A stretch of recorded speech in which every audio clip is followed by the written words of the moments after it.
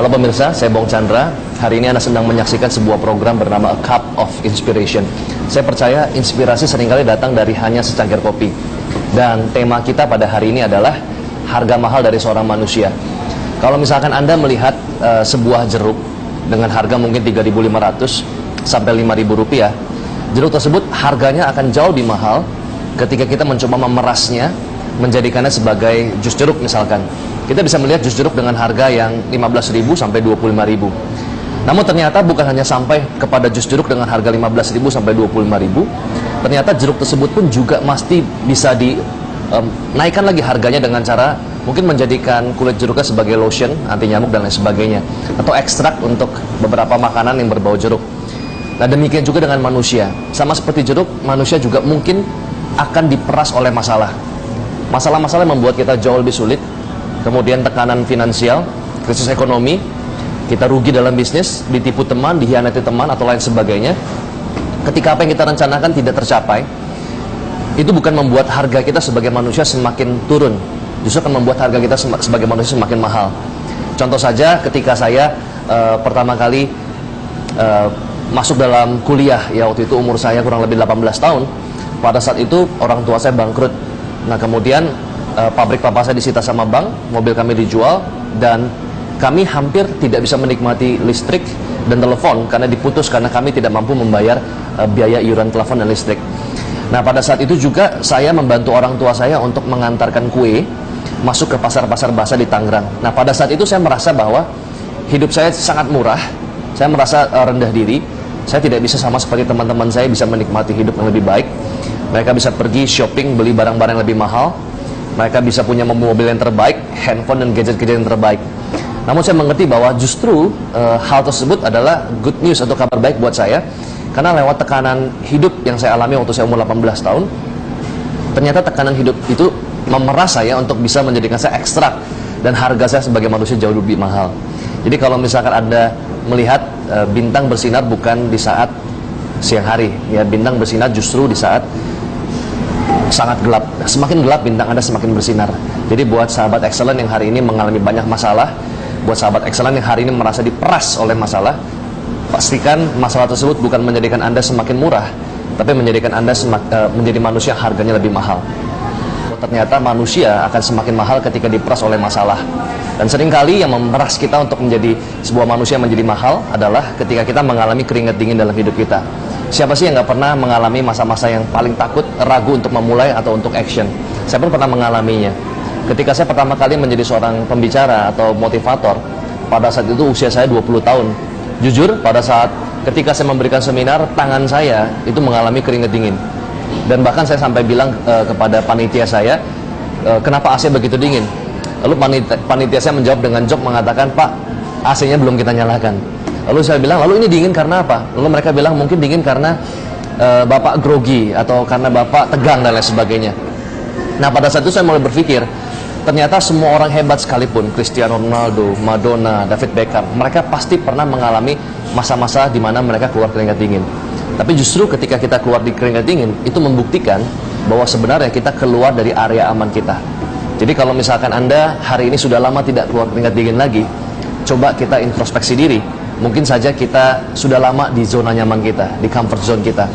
Sebagai contoh, ketika saya pertama kali memberikan seminar, saya keringat dingin, tapi lama-kelamaan ketika sudah 3 tahun menjadi seorang motivator, ketika kakak perempuan saya menikah di Yogyakarta, ada kata sambutan dari Pak Bong Chandra. Waktu itu saya langsung lihat kakak perempuan saya. Kenapa? Saya kaget, saya shock karena dia nggak briefing saya, dia nggak kasih tahu saya bahwa saya harus memberikan speech. Saya nggak sempat komplain. Dan dari wajahnya kakak perempuan saya ingin mengatakan bahwa kamu kan udah biasa.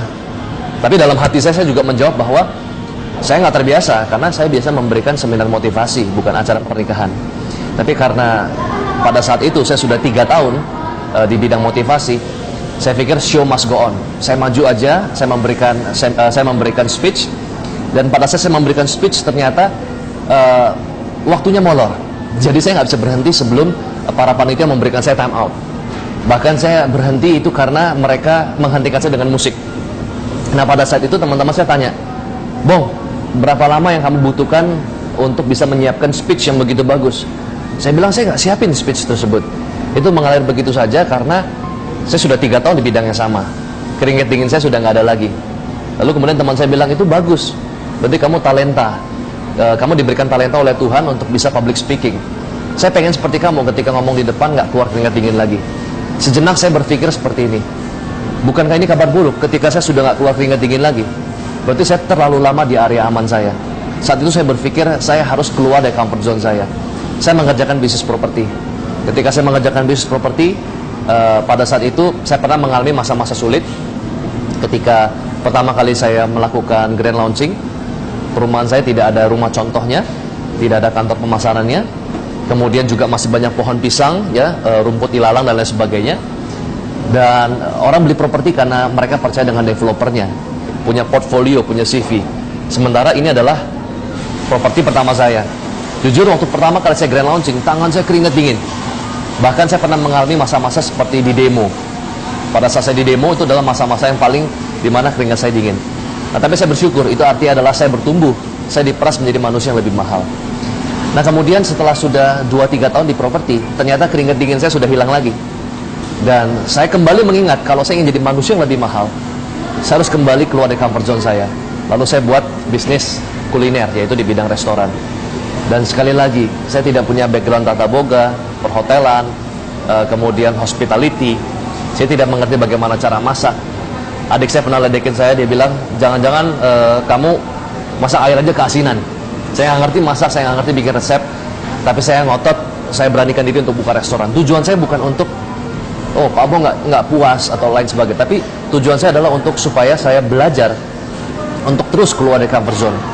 Dan betul, pada saat saya pertama kali buat restoran, keringat saya keluar lagi. Jadi buat sahabat excellent, perhatikan diri kita masing-masing. Mari kita lihat diri kita masing-masing. Kapan terakhir kali Anda keringat dingin?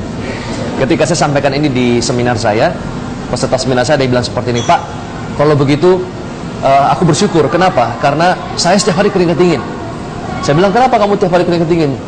Nggak tahu Pak, saya setiap hari keringat dingin. Saya bilang, orang keringat dingin belum tentu keluar dari comfort zone. Mungkin jantung kamu lemah. Saya guyon seperti itu. Jadi buat kepada sahabat excellent, belajarlah temukan ketakutan. Justru hal-hal besar, produk-produk terbaik di dunia muncul dari rasa takut. Coba kita lihat insurance. Kenapa ada produk insurance? Karena kita takut dengan ketidakpastian di masa depan. Kita takut kalau misalkan kita sakit, siapa yang biayai rumah sakit kita? Siapa yang biayai anak kita nanti? Jadi produk-produk terbaik muncul dari rasa takut. Pemadam kebakaran, airbag pada mobil dan lain sebagainya. Kalau Anda ingin menjadi manusia yang lebih mahal, kejarlah rasa takut. Do what you fear, watch it disappear. Kita akan membahas ada 2 poin yang kita harus lakukan supaya harga kita sebagai manusia jadi jauh lebih mahal.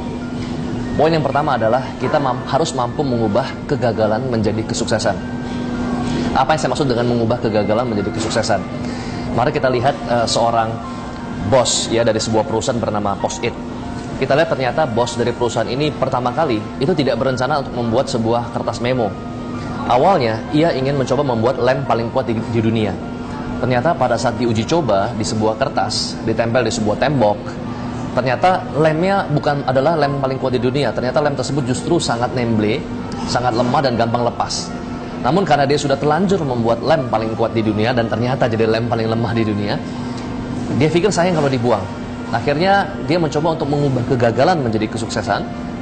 Kertas-kertas tadi itu dijadikan sebagai memo untuk pengingat dia, baik untuk reminder meeting, ya, reminder untuk makanan misalkan ditaruh di kulkas dan lain sebagainya, ditaruh di layar komputer, di laptop dan lain sebagainya. Ternyata dari kegagalan tersebut akhirnya muncul sebuah ide. Kalau misalkan reminder ini atau kertas memo ini berguna untuk saya, pasti kertas memo ini juga berguna buat orang lain yang sering kali lupa harus ngapain, to-do listnya seperti apa. Akhirnya muncullah sebuah perusahaan dengan omset yang sangat besar bernama Post-it. Jadi kalau kita bisa lihat, ternyata untuk bisa menjadikan kita manusia yang lebih mahal, kita harus mampu mengubah kegagalan menjadi kesuksesan. Contoh yang kedua, krisis di Amerika Serikat, krisis global yang terjadi di Amerika Serikat tahun 2007 membuat banyak perusahaan besar bangkrut. Sebut saja Lehman Brothers, ya, kemudian beberapa asuransi terbesar di Amerika pun juga crash, ya, juga bangkrut. Nah, pada saat itu perusahaan berlomba-lomba memecat dan mem-PHK karyawannya. Ada yang memecat 2.000 karyawan, ada yang memecat 1.500 karyawan, bahkan ada yang memecat seluruh karyawannya. Pada saat itu semua orang menghemat uangnya. Pada saat itu orang semuanya adalah banyak yang terjadi pengangguran di mana-mana.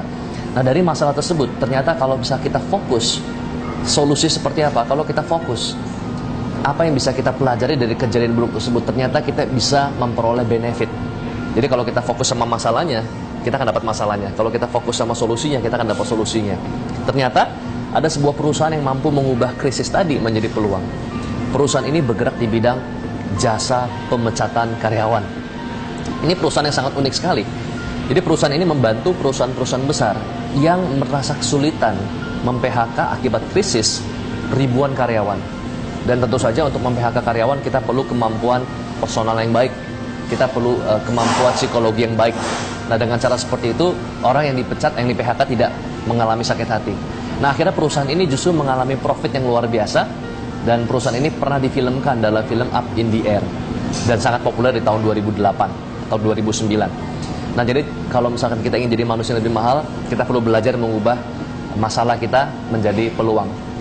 Nah, bagaimana dengan Pak Bong Chandra? Saya juga pernah mengalami ketika saya kuliah desain grafis di Universitas Binus. Saya membuat sebuah tugas namanya teori warna. Pada saat itu, pada saat saya membuat tugas tersebut, saya bikin dari jam 3 sore sampai jam 3 pagi. Ada pepatah yang mengatakan orang yang kuliah desain grafis itu nggak pernah tidur, ya, karena nggak pernah mimpi buruk. Nah, kalau misalkan kita lihat, ketika saya kerjain tugas dari jam 3 sore sampai jam 3 pagi, tugasnya sudah selesai 90% kurang lebih. Dan kemudian saya harus kuliah jam 6.20. Ya, 6.20 saya harus berangkat. 7.20 saya mulai kuliah. Tiba-tiba waktu saya mau ke toilet, kaki saya menendang cat poster dan tugas saya yang sudah selesai 90% itu tumpah. Anda bisa bayangkan betapa sakit hatinya saya saat itu. 90% tugas saya kerjakan dari jam 3 sore sampai jam 3 pagi, sudah 90% jadi tumpah hanya karena saya ingin ke toilet. Nah, banyak orang berpikir, ya sudahlah, udah pasti nilai tersebut jelek, atau mendingan gak usah dikumpul. Tapi saya fokus bagaimana mengubah masalah menjadi peluang, mengubah kegagalan menjadi kesuksesan. Apa yang saya lakukan? Apa yang saya kerjakan saat itu? Jam 6 pagi saya pergi ke rumah sahabat saya. Dia punya rumah lantai 2. Saya berdiri di terasnya. Kemudian saya taruh buku gambar saya sudah awur-awuran, yang sudah berantakan dengan tumpahnya cat tersebut. Lalu saya taruh di lantai bawah. Saya pergi ke lantai 2. Lalu saya tetesin ya cat poster berwarna-warni dari lantai 2 ke lantai 1. Teman saya tanya, "Kamu buat apa, Bong?" Saya bilang, "Kamu nggak ngerti, ini cuma orang seni yang ngerti." Ya, padahal saya juga bilang, "Saya nggak ngerti, ini juga udah asal-asalan." Dia tanya, "Ini buat apa?" Saya bilang, "Ini saya mau buat hasil karya abstrak." Saya bilang, "Abstrak apa?" Teman saya bilang. Saya jawab asal-asalan, saya bilang, "Natural." Karena kan memang tumpah itu kan natural.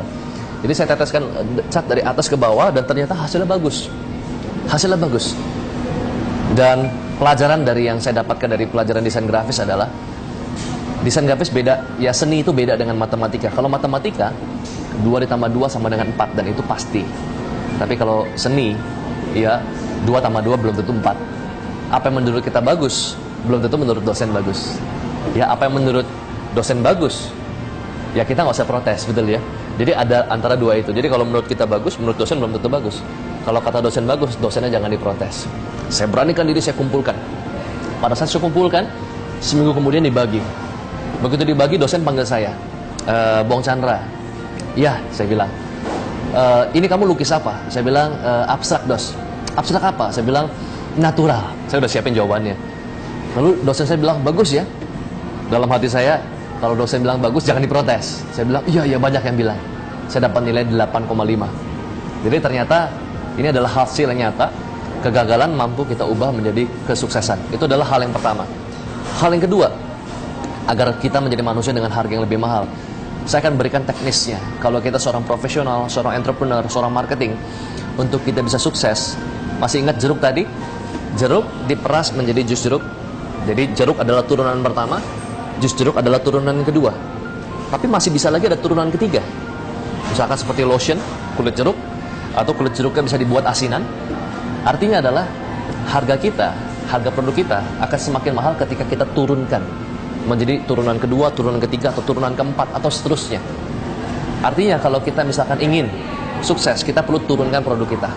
Sebagai contoh, saya ingin bangun bisnis hotel, Pak. Coba kita hitung berapa biaya untuk membangun bisnis hotel. Kita perlu beli tanahnya, kita perlu bangun hotelnya. kita perlu isi interiornya. Ternyata kita membutuhkan modal yang sangat mahal. Berapa lama rata-rata hotel balik modal? Untuk hotel bintang 5 rata-rata 10 tahun.